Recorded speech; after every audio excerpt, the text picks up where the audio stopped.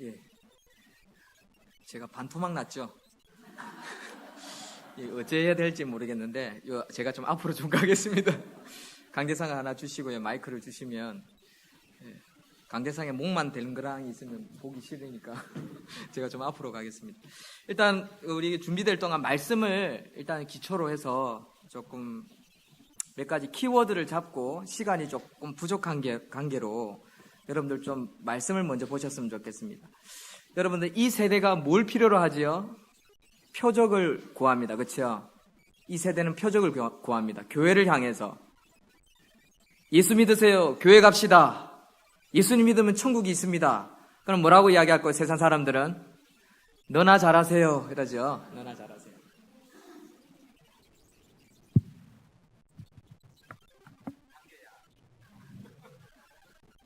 많이 해보다 보니까 이런 잔머리가 좀 생겼습니다. 자, 말씀을 보시면 39절 보십시오. 예수님께서 뭐라고 대답하시죠? 악하고 음란한 세대가 표적을 구하나 뭐밖에 보여줄 게 밖에 없다고요? 요나의 표적밖에 보여줄 게 없다라고 말씀하십니다. 우리는 무슨 표적을 보여줘야 할까요? 예수 그리스도의 표적 외에는 보여줄 게 없습니다. 여기 답이 나왔습니다. 그렇죠? 지금 PC 문화 중독, 게임 중독, 저는 중독 문화라고 이야기를 하고 있고요. 이 사역을 하고 있는데 아마 가정마다 정말 골치가 아플 것입니다. 그 이야기를 지금부터 해 나가야 되는데 제일 중요한 것은 오늘 여러분들이 말씀의 베이스를 깔지 않고서는 해답이 없습니다. 보십시오. 지금 어느 때입니까? 41절에 심판 때입니다.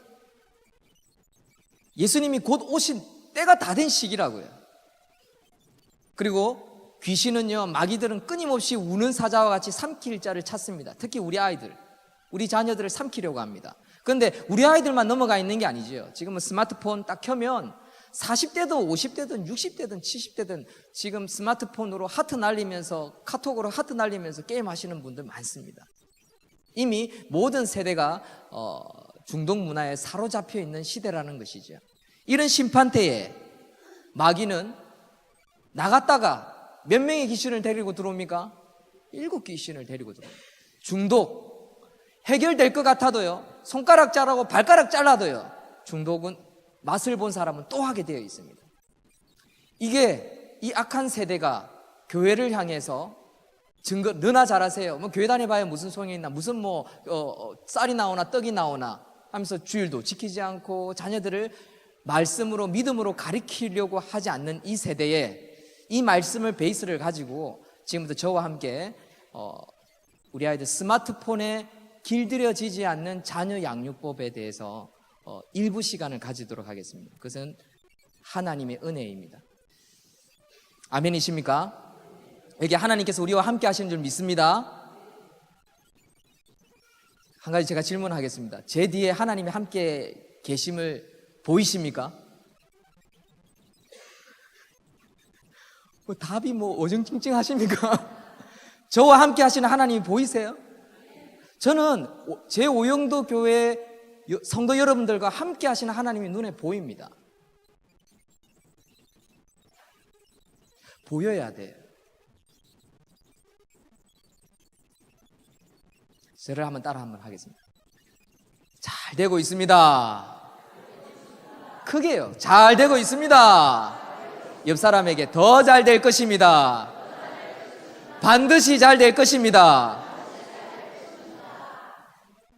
축복의 말로, 긍정적인 말로 우리 입술에는 능력이 있거든요. 하나님이 함께 하시고 하나님이 역사하시는 것에 대한 담대함이 있어야 됩니다. 제가 PC방 페인이었습니다. PC방 페인 생활을 오래 했습니다. 20대 때 가장 중요한 시기에 PC방 페인 생활을 했는데요. 제 소개부터 하면 키가 작아가지고 받은 상처가 많습니다. 여러분들 보시다시피 제가 키가 좀 작아도 많이 작습니다. 수련을 가면 재미난 현상이 있어요. 중고등부 수련을 딱 가면 아이들이 거의 대부분 저 뒤에 한 3분의 1은 쓰러져 있어요. 어떤 아이는 핸드폰 쳐다보고 있고요, 화장실 들락날락거리고 있고요, 졸고 있고요, 옆 친구랑 막 낙서하고 있고요, 엎드려져 있고요. 제가 딱 올라가면 옆에 툭툭 쳐요. 야, 일로 와봐봐. 일로 와봐봐. 좀 작다. 많이 작다. 일로 와봐봐. 하면서 신기해서 일었어요. 저는 키가 작아가지고 받은 상처가 참 많은데요. 최근에 일화를 하나 들려드리겠습니다. 우리 집에 둘째 아들을 데리고 병원을 갔습니다. 안정역 이비인후과라는 곳에 갔습니다. 그리고 치료를 받고 약국으로 내려왔어요. 약국에 내려오니까 보통 약국에 사람이 많은데 그날따라 약국에 한 60대 중반의 아주머니 한 분이 있고 저와 제 아들이 이제 약을 타러 들어간 거예요. 근데 이 약국에 온 아줌마, 60대 중반의 아줌마가 이 약국 주인 세 사람을 붙잡고 실랑이를 하고 있는 겁니다. 싸우고 있는 겁니다. 약통 2개를 꺼내놓고요. 약통 2개를 꺼내놓고 한 개를 짤랑짤랑 끓이면서 왜 이 약은 적게 줬느냐라는 겁니다. 왜 약은 적게 줬느냐. 30일치 약을 줬는데 이게 부족하다. 그래서 영수증을 딱딱딱 꺼내가지고 확인을 해보니까 30일이 지난 거예요. 아주머니, 그 주인 아주머니, 이제 그 약국 아저씨는 화도 못 내고 30일이 지났는데 약을 다 먹은 겁니다. 아, 내가 바본 줄 아나. 내가 날마다 약을 샬려가지고 다 먹고 확인했다. 하면서 갑질을 하고 있는 거예요. 그러니까 손님들이 들어오니까 화도 못 내고 할 말도 못 하고 영수증에 30일 지났지 않느냐. 이게 약이 많이 들어갔을 거다. 아니다. 나는 약을 제대로 먹었고 당신이 약을 잘못 줬다라고 막 이렇게 하고 있는 거예요. 갑질을 하고 있는 거예요. 그래서 제가 목사이면서 아들은 보고 있고 가만히 들어보니까 이 아주머니가 말 그대로 막 똥꼬집을 피우고 있는 거죠. 그냥 지나가는 게 좋을까요? 한마디 거들어야 될까요? 지나가야겠죠? 우리 집사람은 그럽니다. 왜 끼어드냐고 당신이 제3자인데 목사가 돼서 끼어들어봐야 남는 게 없는데 왜 끼어드냐. 우리 집사람은 못 끼어들게 합니다. 근데 저는 끼어들었어요. 아주머니 본인이 좀 실수할 수 있지 않을까요? 라고 했더니 이 아주머니가 쳐다보더니 키도 똥자루만한 게 어디서 끼어드노? 이러는 거예요. 저는 키가 작아가지고요 항상 이런 경우를 참 많이 당해봤습니다. 괜히 끼어들어가지고 본전도 못 찾는 키도 똥자루만한. 그래서 제가 키가 작아가지고 참 상처가 많습니다.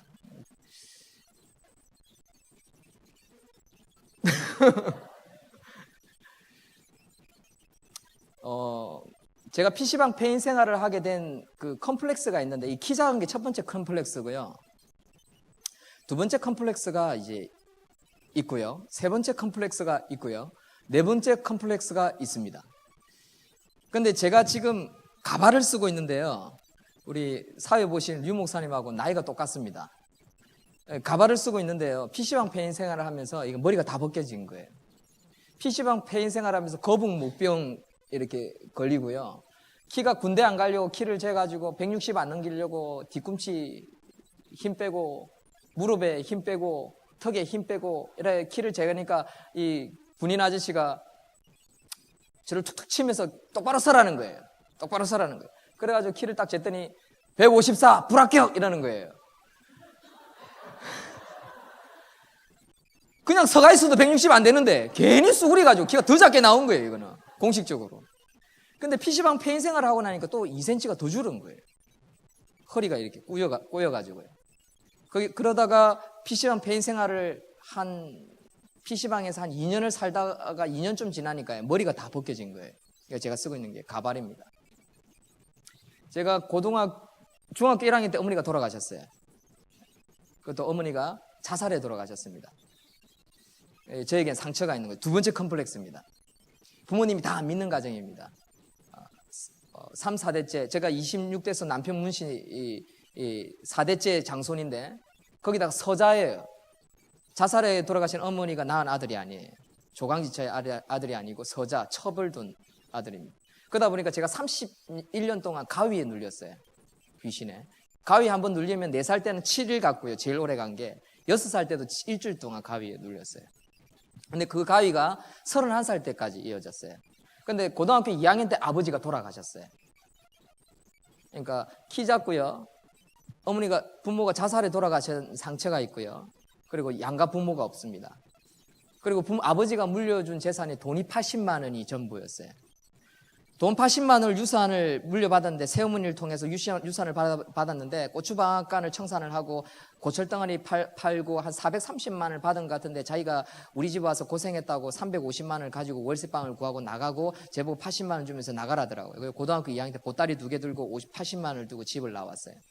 고등학교 2학년 때 제가 80만 원으로 제일 먼저 뭐 했냐면 국제시장 깡토시장을 가가지고 아이와 카세트를 샀어요. 35만 원짜리. 돈 80만 원 유산을 불려면데 얼마나 철이 없었으면 35만 원짜리 아이와 카세트를 사가지고요. 그 국제시장을 나오자마자 동네가 어딥니까? 남포동 극장골목이죠. 그때 골목마다 길거리마다 가짜 90분짜리 테이프, 가요 테이프를 팝니다. 그럼 제가 제일 먼저 산 게 신승훈의 미소 속에 비친 그대, 보이지 않는 사랑, 이런 테이프가 꽂힌 걸 듣고 저는 고등학교 시절을 자랐습니다. 제 나름대로 부산기계공고를 졸업해서 열심히 살면서 뭔가 해보려고 많은 일을 해봤어요. 오토바이 택배도 해봤고요. 학습지 영업도 해봤고요. 이거 돈 제일 많이 벌었어요. 뭐 보험회사도 다녀봤고요. 뭐 사출회사도 다녀봤고요. 제가 사출회사 다닐 때요. 정말 열심히 공부하고 일하고 했는데 공부하고 일하고 주경야독을 하다 보니까 체력이 딸리잖아요. 그래서 사출기에서 기계를 뽑아낼 때마다 자꾸 넘어져가지고 불량품을 만들어내는 주범이 됐어요, 제가. 그랬더니 이 농아들이 한 5, 6명 있는데 이 분들이 저를 갖다가 덮쳐가지고 완전히 모다구리를 한 거예요. 엄청 두드려 맞았죠, 제 평생에. 그렇게도 살아봤습니다. 아버지 돌아가시고 나서 세상을 살아보니까 세상이 호락호락하지 않다는 것을 제가 깨달았어요. 그래서 저는 20대 때 오토바이 택배 퀵 서비스를 하면서요, 오토바이를 어떤 마음으로 타고 다녔냐면, 타고 다니다가 사고 나면 한 방에 죽자라는 생각으로 시속 평균 뭐 80, 90은 예사고요. 부산역 뒤쪽으로 역을 달리면요 120km도 당겼습니다. 크루즈를 타고 몰고 다녔으니까 5단 기아짜리. 그걸로 퀵 서비스를 몇 년을 했습니다. 고신대 영문과를 갖다 7년을 다녔는데요. 7년을 다니면서 제가 퀵 서비스로 한 달에 뭐 100몇십만 원, 저녁 때는 뭐 과외하면서 또 이래 돈 벌고, 이런 식으로 제가 살아봤지만 세상이 호락호락하지 않은 거예요. 안 믿는 가정에 태어나서 늦게 교회를 다니는데 뭐 외로운 거예요. 어떤 자매랑 사귀고 싶어도 사귈 건덕지가 없어요. 부모 없죠, 돈 없죠, 키 작죠. 누가 저랑 사귀겠습니까? 그러니까 20대 때 정말 자꾸 외로운 거예요. 제 인생에 있어서 그러한 열악한 환경이 결국 이제 저를 PC방 폐인 생활로 접어들게끔, 제 환경이 이제 열악한 환경이 중독에 빠지게 들게끔 그렇게 만들었는데, 꿈 없고 비전이 없는 사람은요 더 중독되기 좋은 환경에 있습니다. 제 이야기를 좀 더 풀어가야 되는데, 일단 저를 소개하고 여러분들과 지금 이제 우리 자녀들 중독 문화에 쌓이는 이 아이들을 가르쳐가기 위해서, 이제 풀어가기 위해서 이제 제 소개를 간략하게 조금 한 거예요. 그러면서 여러분들이 제 지금 짧은 간증을 통해서 첫 번째 얻으셔야 되는 게 뭐냐, 한 가지 더 이야기를 할 테니까 잘 들으시고 이것은 꼭 주셔야 합니다. 제일 중요한 겁니다. 저는 안 믿는 가정에 태어났습니다. 부모님이 제사가 1년에 10여 개가 됐어요. 저희 아버지가 못 살았냐? 아주 잘 살았습니다. 제가 태어나기 전에는요, 저희 아버지가 창녕에서 쌀을 사다 가지고 가야에서 쌀 장사를 했는데 도매업을 했어요. 얼마나 잘 살았냐? 천집에 전화 한 대 있을 때 저희 집엔 전화가 있었다고 합니다. 세발 자동차가 10여 대가 있었어요. 세발 자동차 얼마나 비쌉니까? 보험도 안 되는 시대에. 우리 작은아버지가 4분이 있습니다. 우리 작은아버지가 우리 아버지한테 그랬어요. 장손이니까 마지 형님한테, 형님 이번에 또 차 사왔대요. 차 문짝이 좋아서 하나 사왔다. 그냥 뭐 작년에 쌀 사러 갔다가 지나오는 길에 세발 자동차 하나 사올 정도로 돈이 많았습니다. 그러니까 작은 형제들이 뭐라고 이야기를 하냐면, 형님 차 살 돈으로 땅 좀 삽시다.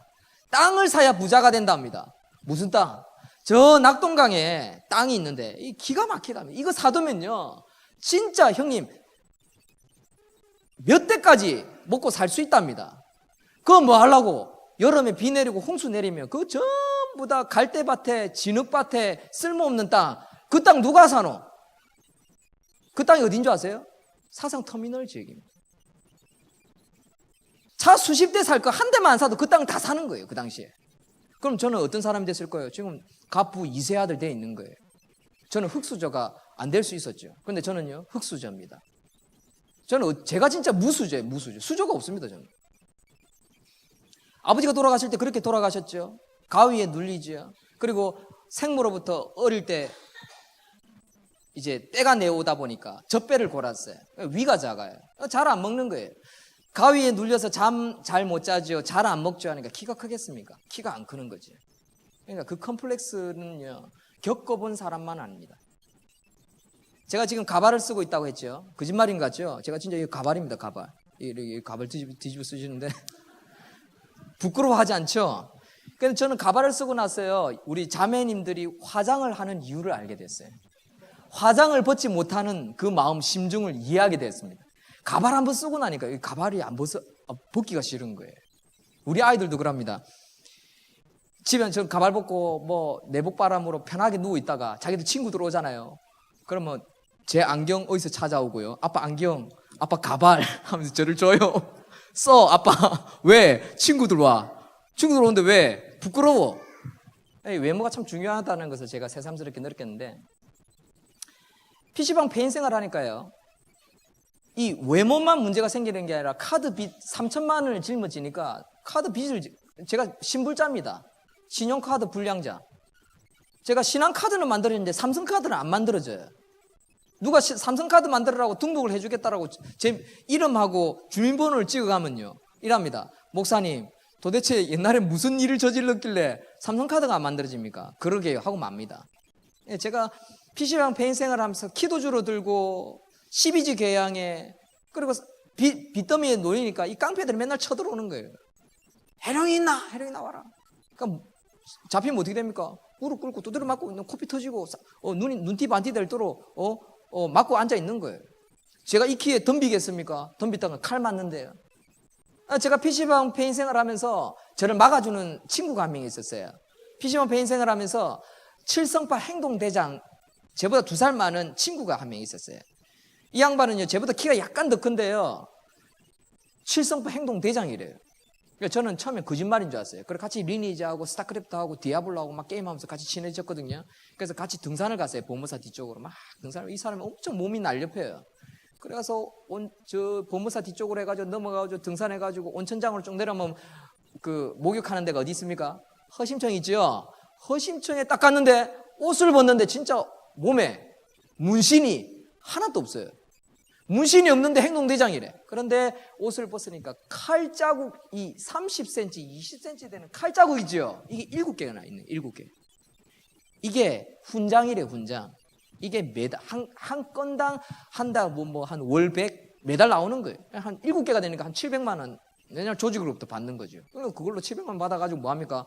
리니지 들어가 칼 100만 원짜리 사고, 갑옷 투구 100만 원짜리 사고 앉아 있는 거예요. 그러다가 나는 옆에 친구 지내다니까 자기가 쓰던 다른 칼 좀 싸구려 50만 원짜리 얻어 입고 막 돌아다니면서 막 칼 쓸고. 이 사람이 빨간 튜브를 몰고 다니는데요, 이 사람을 만나서 내가 깡패 세계를 좀 알았어요.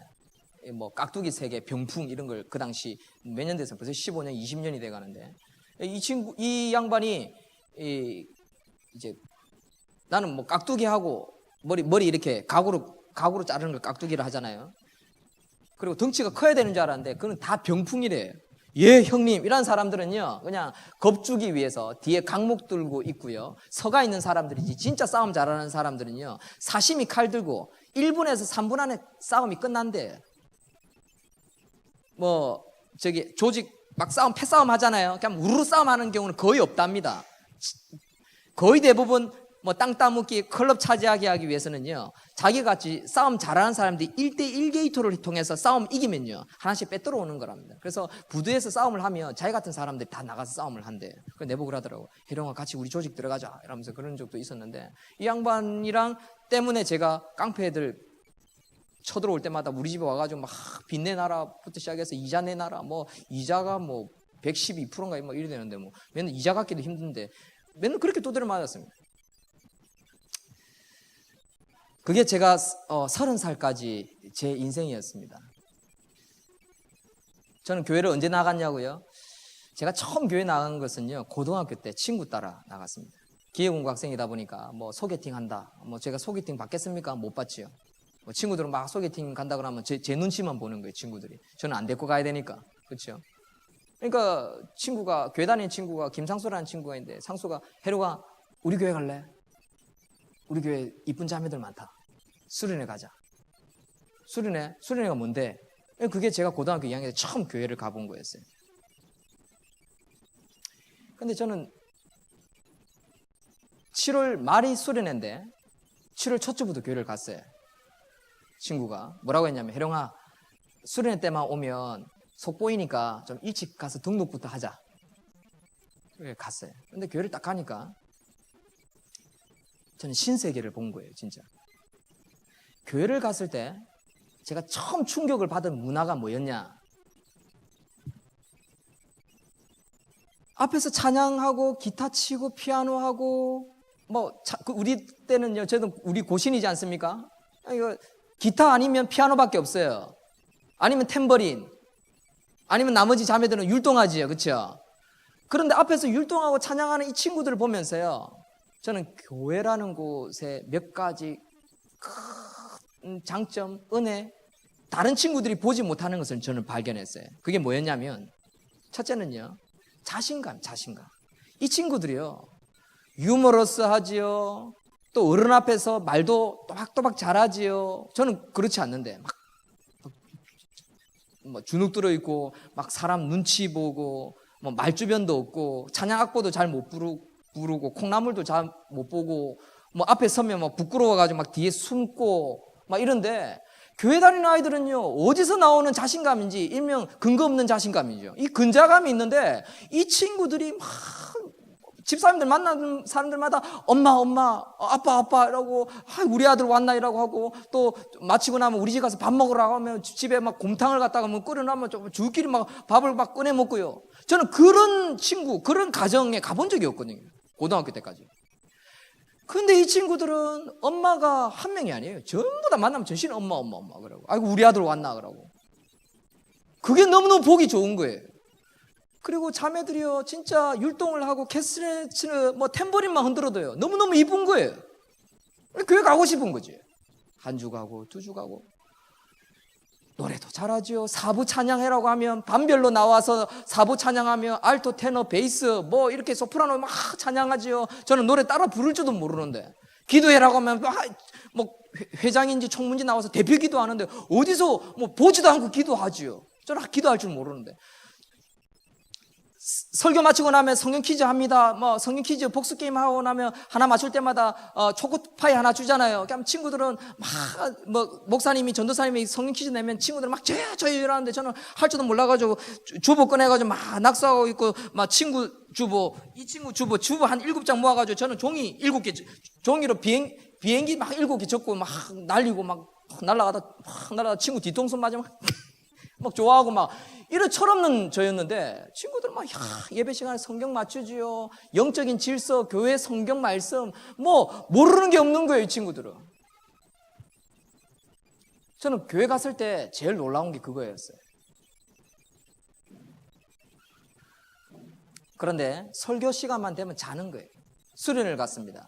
7월 26, 27, 25, 26, 27, 28 수련을 갔어요. 제가 7월 28일생이거든요. 생일이 마지막 날이 끼어있는 수련을 갔는데, 수련회를 가니까, 수련회 때 제가 왜 갔을까요? 친구들이 좋으니까, 교회 분위기 좋으니까 그냥 따라간 거예요. 뭐 레크레이션 있고 뭐 공동체 훈련 있고 뭐 수영도 한다 뭐 왜 하는데, 첫날 가자마자 첫 시간 개강 예배 해가지고, 수련회 첫 예배 이래가지고 설교만 목사님이 2시간 3시간을 하시는 거예요. 첫째 날도 설교를 3시간 하시는 거예요. 첫째는 1시간, 둘째는 1시간, 셋째는 1시간. 보통 날 주일날 가면은 보통 설교를 1시간 하시잖아요.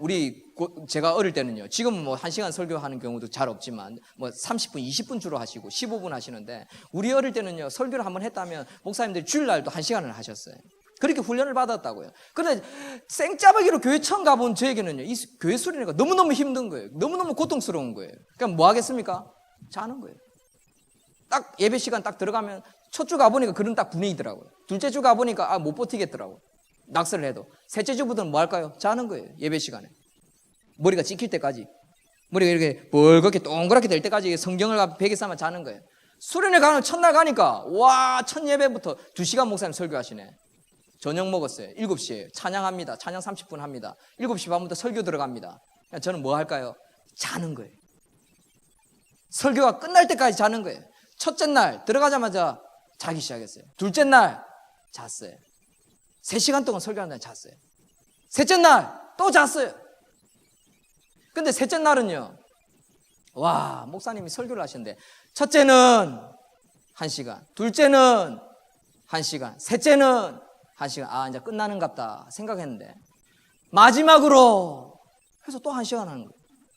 끝으로 결론적으로 말해서 줄이를 트는 거예요. 저는 앉아가지고 막 이제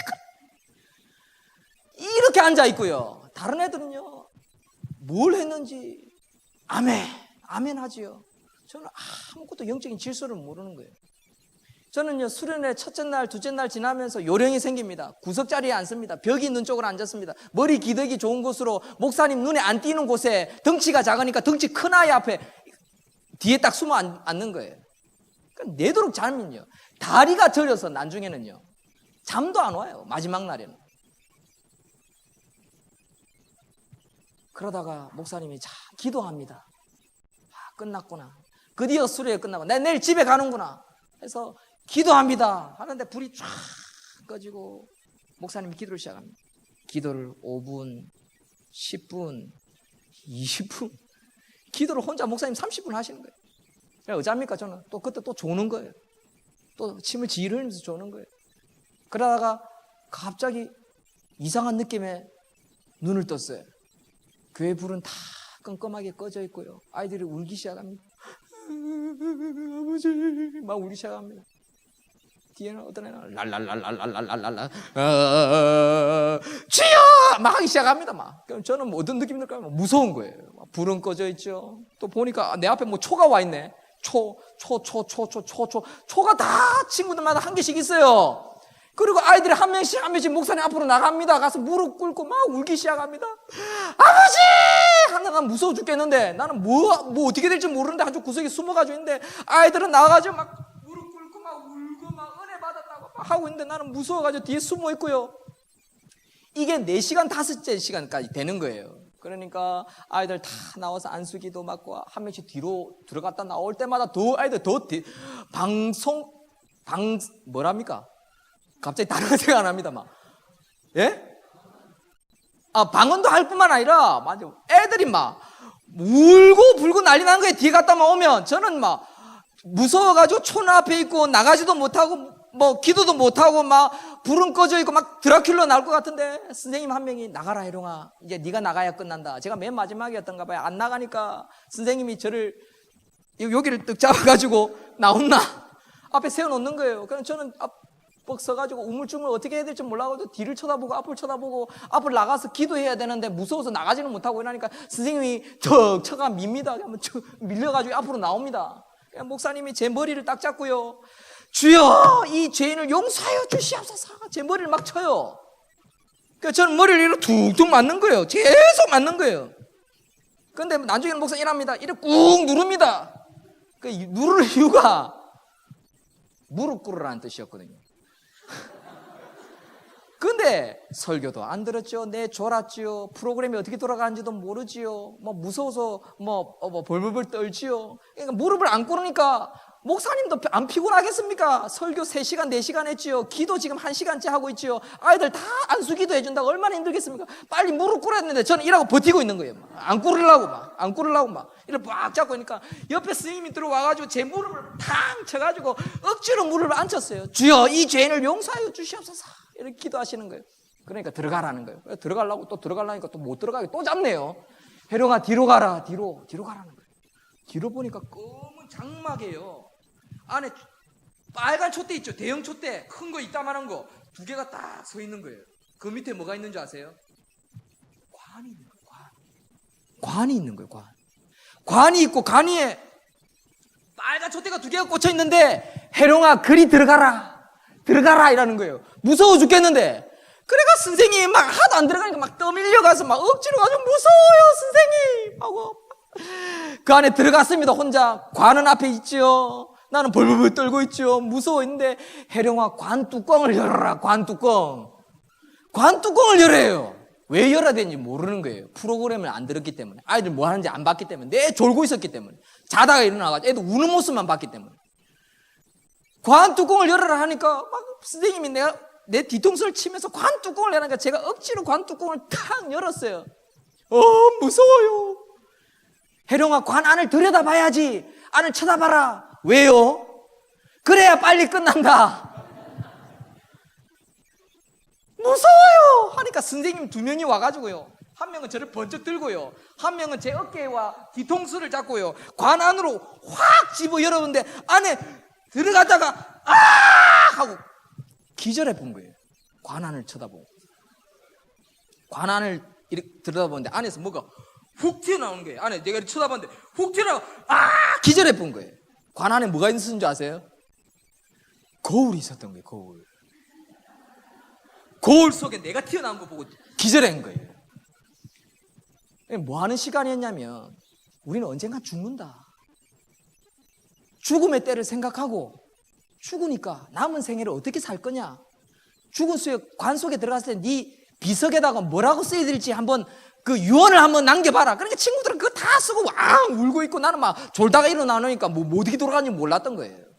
그러니까 그거 졸아놓으니까 그 들어가가지고 그거 쳐다보고 기절해 놓으니까 경찰차 오고요.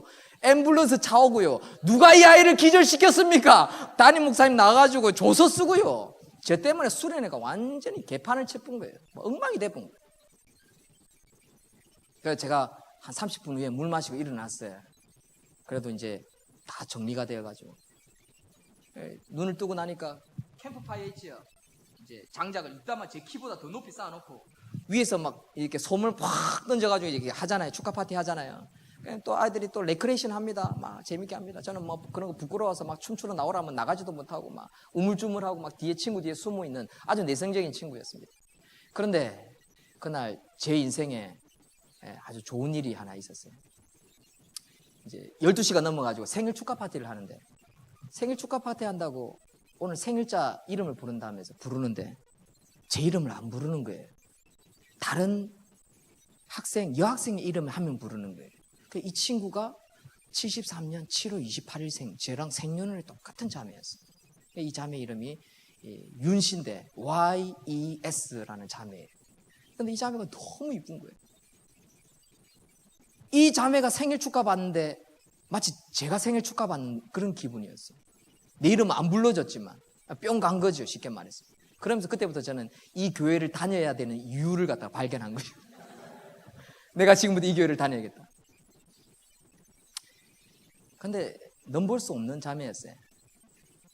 부모님이 장로님이고 권사님이고 언니가 부산대 대학원을 나오고 남동생이 서울대 화학과를 다니고 이 자매는 동아대 수학과를 나와서 졸업하자마자 24살에 고등학교 선생님이 되는 엘리트 자매였어요. 교회에서는 제일 이쁜 자매였고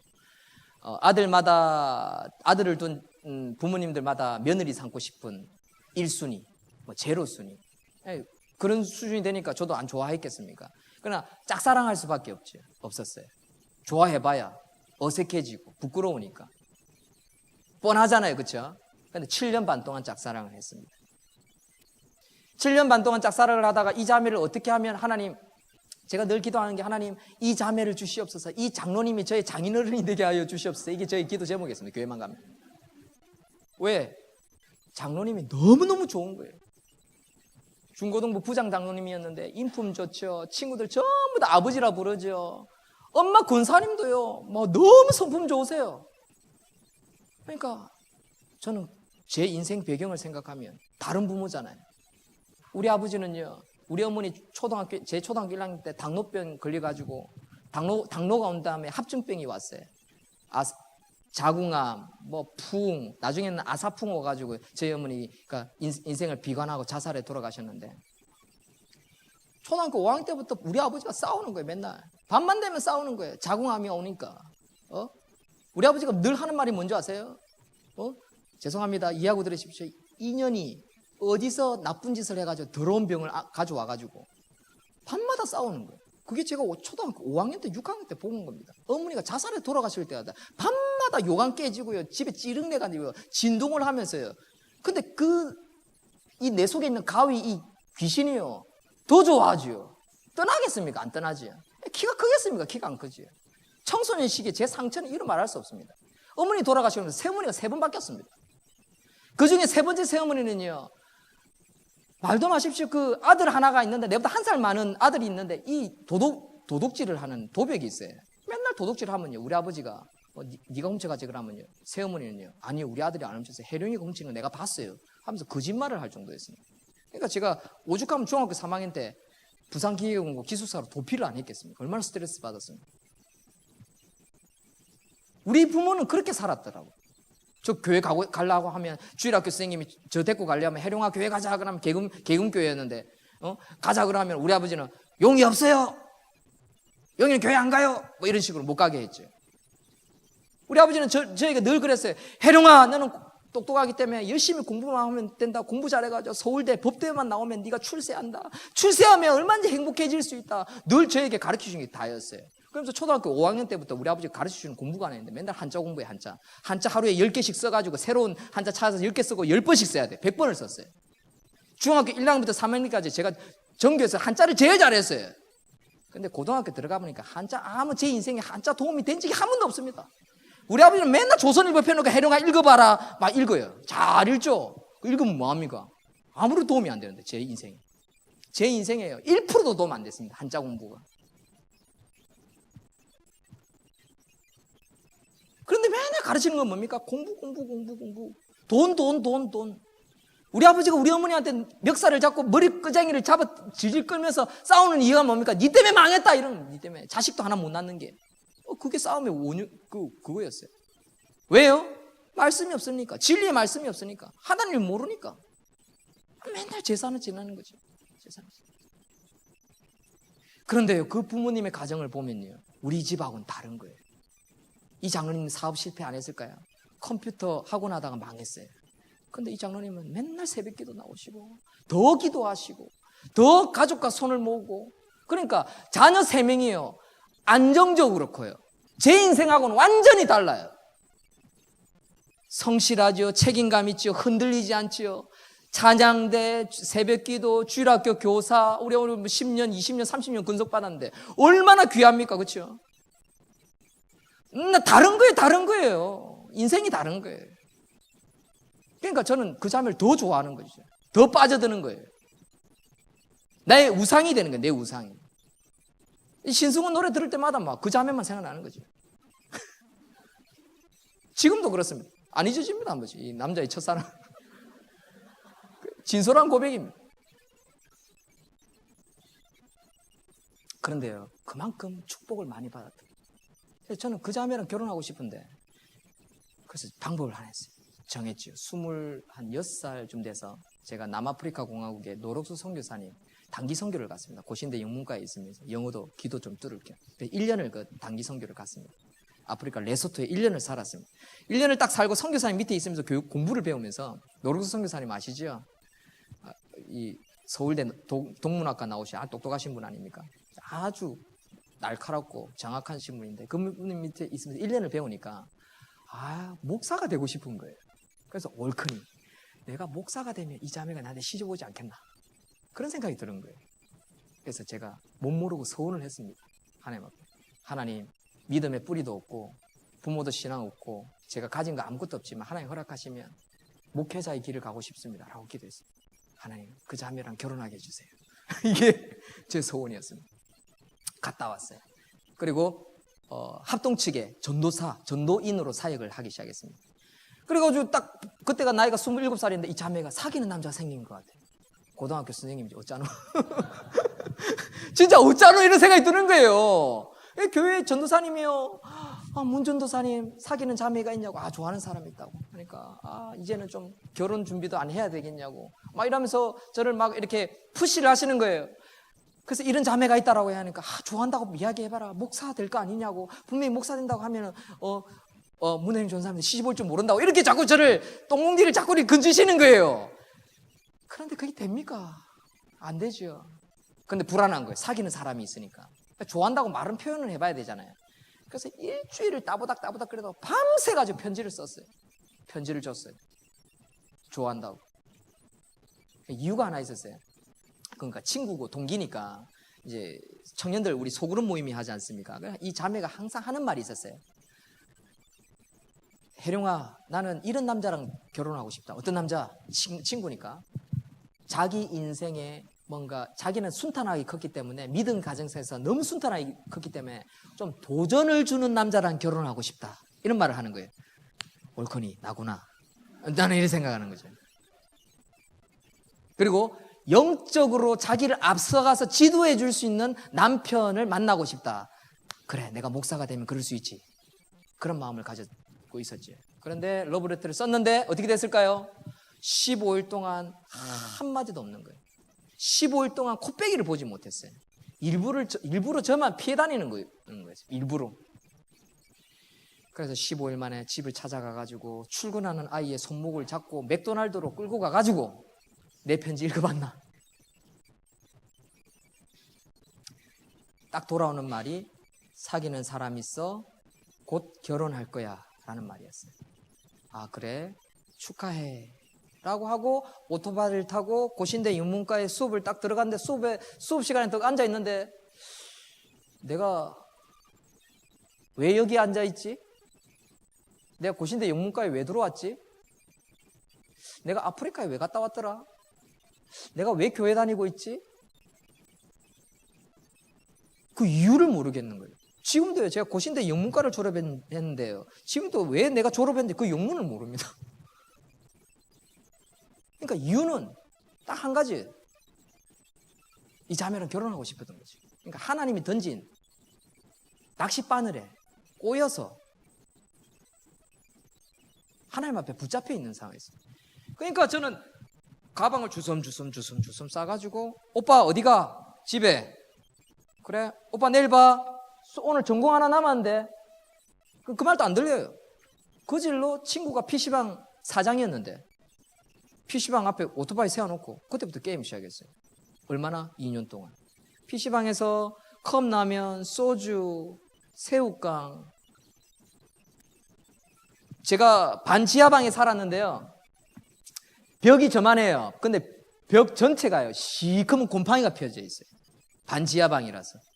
청소를 안 해가지고요. 컵라면이 여기 3층이 있는데, 컵라면 한 15층짜리가 이렇게 한 3줄로 이렇게 구석에 쌓여 있는 거예요. 컵라면 먹고만 살아니까. 어떤 컵라면은 퍽 쓰러져가지고요. 라면 국물이 쫄쫄쫄 흘러나왔는데 이게 시간 얼마나 안 닦았는지 누르 붙어 있는 거예요. 누르 붙어 있는 그 위에 뭐가 있는 줄 아세요? 내 뽑힌 머리털이요. 거의 수북이 쌓여 있는 거예요. 그러니까 앞머리가 이렇게 이만큼 없어요. 이 머리가. 거북목병에 머리털 다 빠지죠. 카드 비제 맨날 깡패는 쳐들어오지요. 그러면 깡패 올 쯤 되면 불 다 끄고 컴퓨터 스피커 다 끄고 집에서 게임하는 거예요. 어떨 땐 PC방도 쳐들어오고 PC방 화장실에서 두드려 맞고 2년을 그렇게 살았습니다. 그러면서 저는 하나님을 원망했습니다.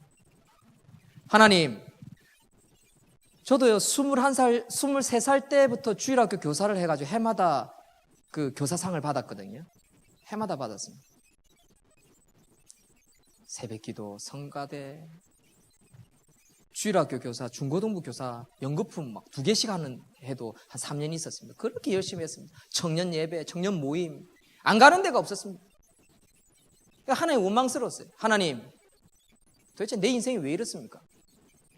73년 7월 28일생 생년월일이 똑같은데 왜 저 자매는 저렇게 복을 많이 받고 나는 이렇게 복이 없습니까? 이게 마치 사주팔자처럼 생각하는 거예요. 말씀의 진리를 모르니까. 하나님 원망스러운 거예요. 그러니까 아예 막 꿈도 없죠. 가정환경 열악하죠. 이러니까 폐인 생활을 하게 되더라고요. 중독에 뭔가에 빠져들게 되더라고요.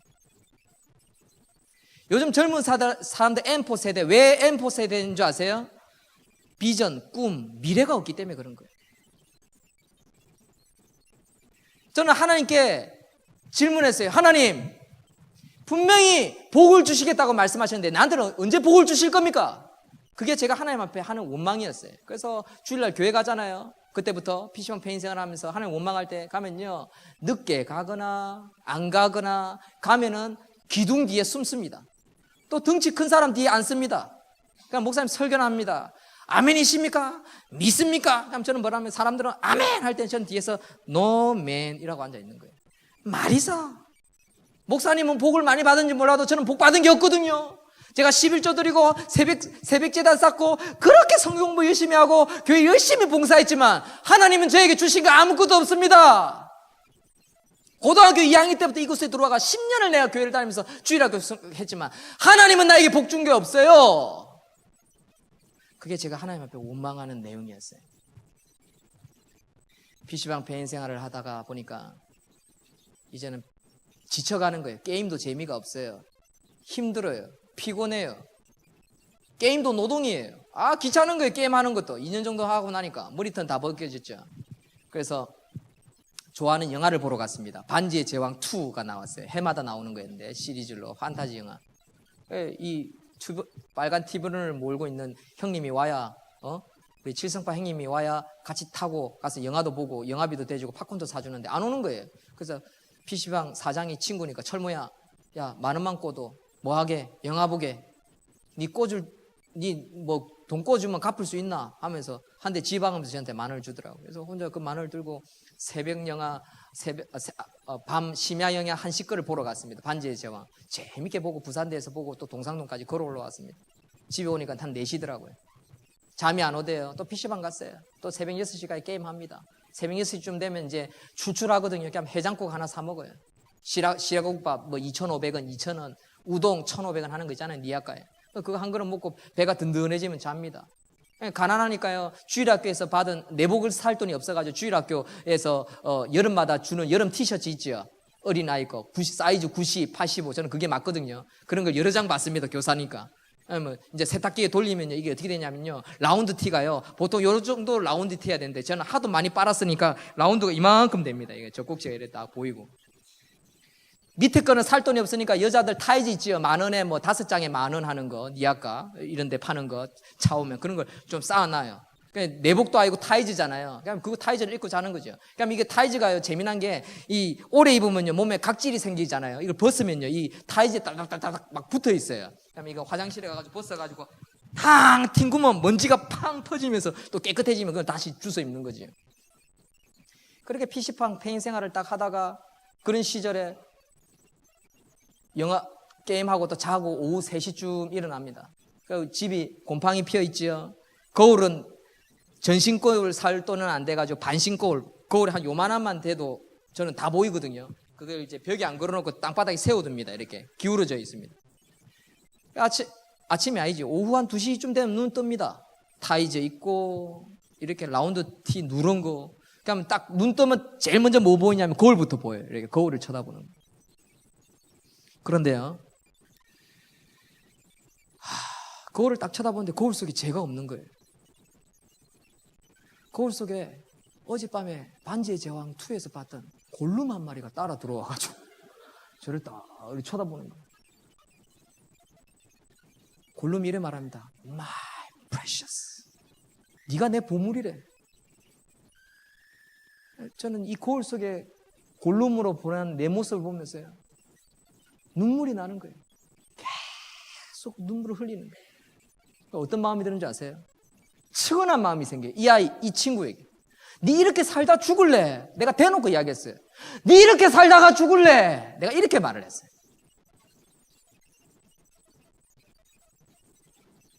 그래서 제가 딱 이렇게 말했더니 성령께서 뭐라 하는지 아세요? 혜룡아, 네 밤새서 게임하고 밤새서 놀고 하는 그 에너지를 좀 거룩한 것으로 전환을 해봐라. 에너지를 전환해봐라. 그 음성을 듣고 어디를 가냐면 컴퓨터 전문인 선교회 CTM에 들어갑니다. 그러니까 여러분들 성경 타자 통독 있죠?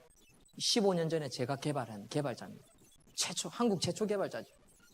제 에너지를 전환해가지고요, 거룩한 것을 하나 만들어낸 거예요.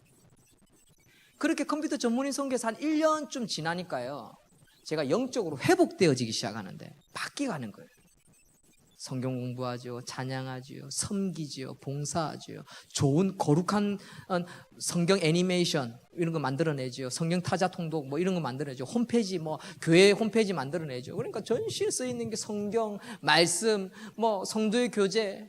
그러니까 제가 가진 은사가 하나씩 나타나는데, 봉사를, 에너지를 전환시켜서 봉사를 하다 보니까요, 하나님이 저에게 주신 은사가 있는 거예요. 사모님이 어느 날 딱 보면서 사모님이 저보고, 문간사님은 야, 재주가 많네요 이러는 거예요. 무슨 재주요? 우리 컴퓨터 전문 선교에서 컴퓨터 얼마나 잘해요. 컴퓨터 뜯고 고치고 홈페이지 만들고 플래시 애니메이션, 또 성경 타자 통독도 만들어냈지요. 재주 많지요. 이제 영문과 졸업하잖아요. 영문과 영어도 잘하죠. 영어 쥐뿔도 모르는데 영문과 졸업하면 어쨌든 영문과 졸업하는 상황이죠. 그리고 문간사님 목사 되겠다고 했다면서요. 앞으로 목회자 되면 기술이 많아가지고 실력이 많아가지고 여기저기 좋은 교회 많이 불려다니겠네요. 뭐 이러시는 거예요. 그리고 또 제가 찬양 인도를 기가 막히게 좀 잘합니다. 찬양의 은사도 있다는 거예요. 어느새 보니까 제가 교회를 한 10여 년 다니다 보니까 뭐 이렇게 성장했던 거예요. 저는 그걸 몰랐던 거죠. 그런데 저는 뭐만 했습니까? 원만만 했던 거예요.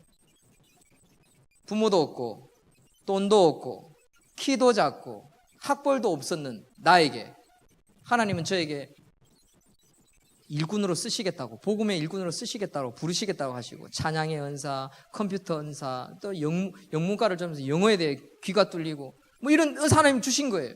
감사하는 마음이 생기더라고요. 근데 해결되지 않은 게 하나 있었어요. 왜 그 자매는 그렇게 복을 많이 받았냐는 거죠. 왜 나는 복이 없느냐는 거죠. 그런데요, 저희 교회에서 PPT 한번 열어주시겠습니까? PPT에 보면 몇 번이냐면요, PPT에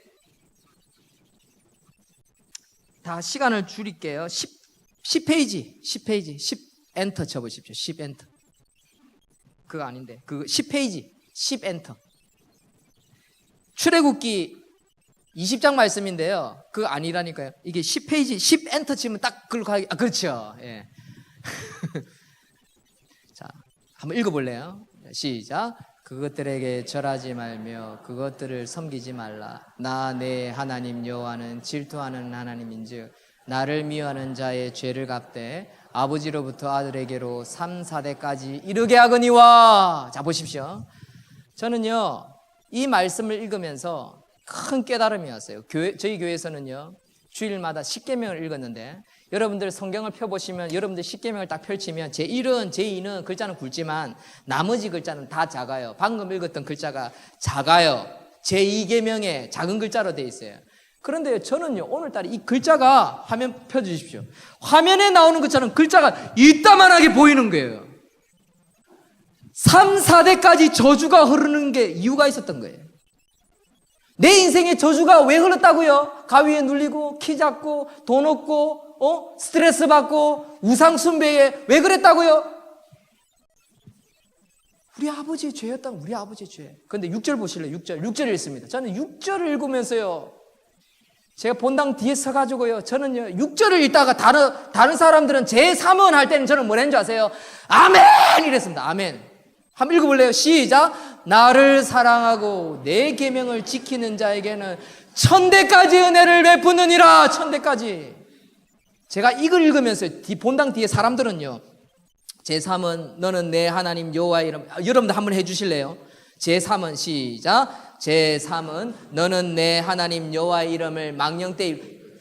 여러분들 이를 읽을 때 저는 뒤에 서가지고 아멘 했다고요. 아멘. 미친 사람처럼 아멘 했다고요.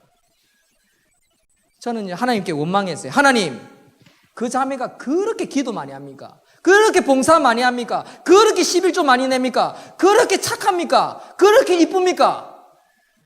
왜 나는 복을 안 주십니까? 그때 하나님 뭘 하신 줄 아세요? 혜룡아, 저 자매가 복을 많이 받는 것은 저 자매가 신앙이 좋고 성경 백독하고 봉사 많이 하고 11조 많이 내고 부모님께 순종하고 착해서가 아니란다라는 거예요.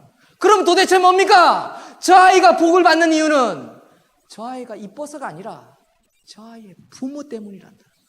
부모의 기도, 부모의 신앙, 부모의 섬김, 교회를 향한 헌신. 혜령아, 너 봤니? 저는 본 적 없죠. 그냥 친구들이 아버지 쫓아다니는 모습만 본 거죠. 본 적이 없는 거예요. 여러분 근속 30년 여러분 보셨습니까? 그냥 숫자만 들은 거지 않습니까? 그거하고요 30년 근속은요 아무나 할 수 있는 게 아닙니다. 그러니까 근속 10년 한 따님 얼마나 이쁩니까 자매, 그렇죠? 제가 틀린 말 합니까? 맞는 말 하지 않습니까? 그렇죠? 왜 그런 복을 받나요? 그 부모의 기도 때문에, 부모의 기도. 그래서 제가요 기도 제목이 바뀌어버렸어요. 하나님 저 장가만 보내주세요. 영상 준비됐습니까? 시간을 좀 줄이기 위해서요 영상 좀 준비해 주시면 틀어주시면 제가 하나님 앞에 뭐라고 했냐, 하나님 저 장가만 보내주세요. 그러면요 제가 여호수아처럼 여호와 하나님 한 분만 섬기는 가정 아버지가 될 테니까 네 아까 끌고 새끼밖에 못 먹고 가난하게 살아도 나는 우리 아버지처럼 살지 않겠습니다. 교회를 세워가고 거룩한 가정, 믿음의 가정을 세워가고 내 자녀들만큼은 정말 바르게 세워가는 믿음의 아버지가 되고 싶습니다. 저 장가만 보내주세요. 왜 너무 외로워요. 너무 힘들어요. 제가 가위로 32년 밀렸어요. 영상 준비됐어요? 불 좀 꺼주시고 시간을 줄이기 위해서 영상으로 조금 마무리를 하겠습니다. 하고 싶은 말은 더 있지만 소리가 날까요?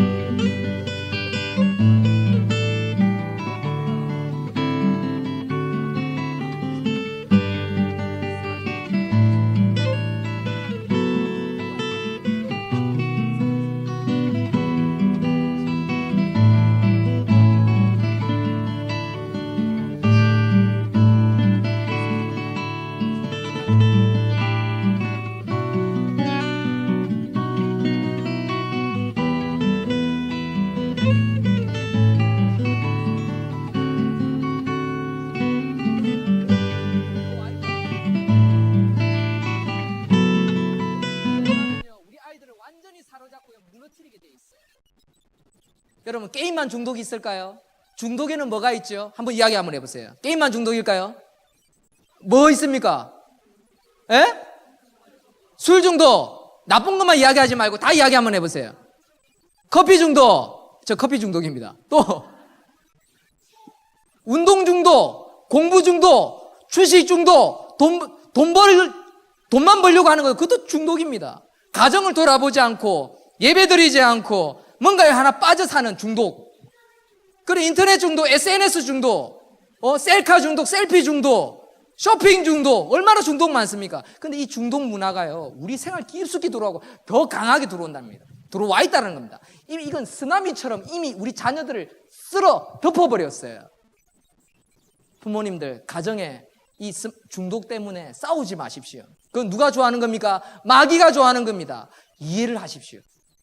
품어야 된다고요, 문화를. 그런데 이 아이들을 뭘로 변화시켜 가야 한다고? 말씀으로, 하나님의 은혜로, 하나님을 두렵고 떨림으로 거룩한 자녀로 만들어가는 외에는, 말씀과 기도 외에는 우리 아이들을 변화시킬 수 있는 다른 방법이 없어요.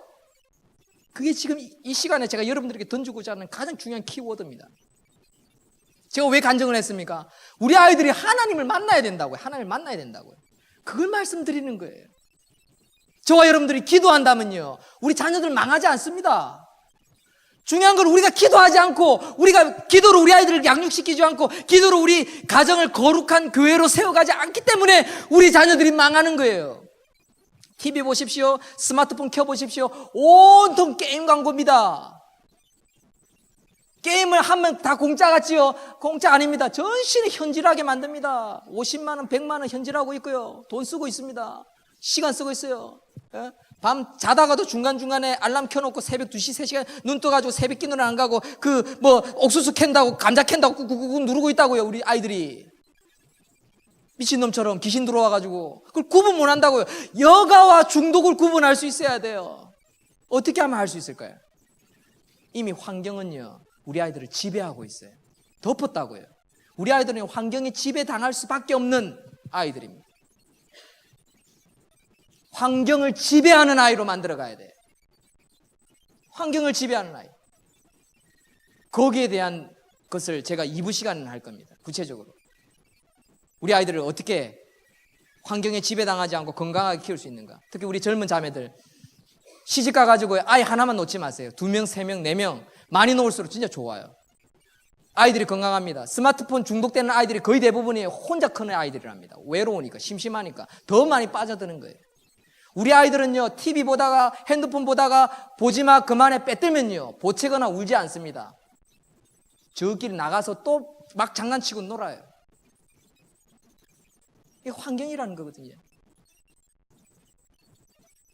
여러분, 우리가 말씀으로 우리 아이들을 키워간다면요, 천대까지 하나님 분명히 복을 주시고 은혜를 주십니다.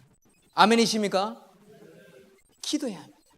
기도하고 말씀으로 우리 가정을, 우리 자녀를 키우겠다라는 확신을 가지고요, 첫 단추부터 하나씩 잘 깨어가기 시작하면요, 분명히 여러분들의 자녀들도 우리 교회를 통해 세상 문화 속에 빠져있는 안 믿는 가정의 아이들을 살릴 수 있는 도구로 저는 쓸 수 있다고 저는 확신합니다.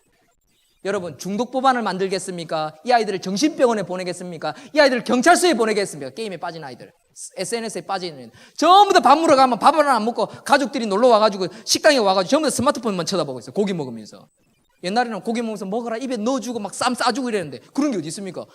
스마트폰 쳐다보면서 고기만 주섬주섬 먹으면서 살만 디릉디릉 찌고 있는데. 그런 가정이 한둘이가 아닙니다. 이런 수구리족이라고 하거든요. 수구리족. 전부 지하철 타보십시오. 전부 다 이것만 쳐다보고 있어요. 수구리족. 이게 심각하다고요. 이게 뭘 해칩니까? 인성을 해치는 거죠. 영성을 해치는 것입니다. 그런데요, 알기만 하라도요, 해결점이 생겨요. 문제는 쓰나미처럼 덮어버린 이 중독 문화를 우리는 모르고 있다는 겁니다. 이 얼마나 우리를 유혹하고 있는지, 우리를 얼마나 무너뜨리고 있는지 모르고 있다는 겁니다. 그냥 발만 동동동동 구르고 있는 거예요. 중독된다, 하지 마라 하면서 싸우고 있는 거예요. 막 찌르고 있는 거예요. 막 이 나쁜 놈, 조금만 하면 막 중독자라고 막 승질내는 와이프들 아니 있습니까? 부모님들 아니 있습니까? 조금만 하면은 막.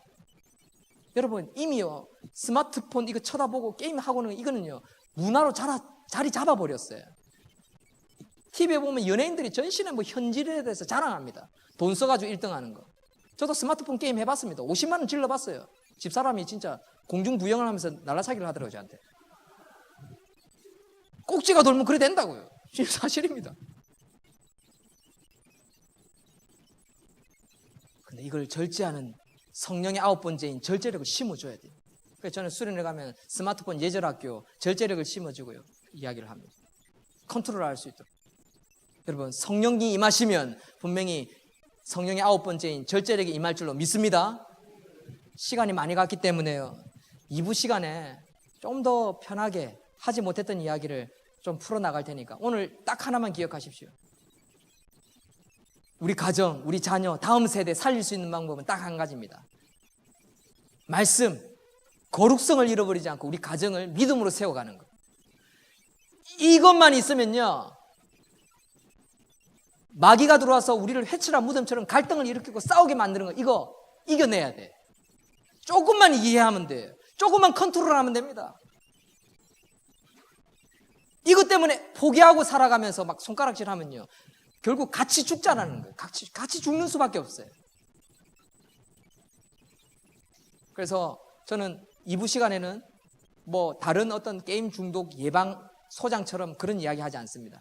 5 아이들을 어떻게 구체적으로 중독되지 않고 에너지를 전환시켜서 초등학교 2학년 작년 6월 달에 10개월밖에 안 된 아이가 중학교 1학년 수학을 혼자서 해나가는가, 그런 노하우도 여러분들 질문하시고 시간만 되면 얼마든지 다 이야기를 하겠습니다.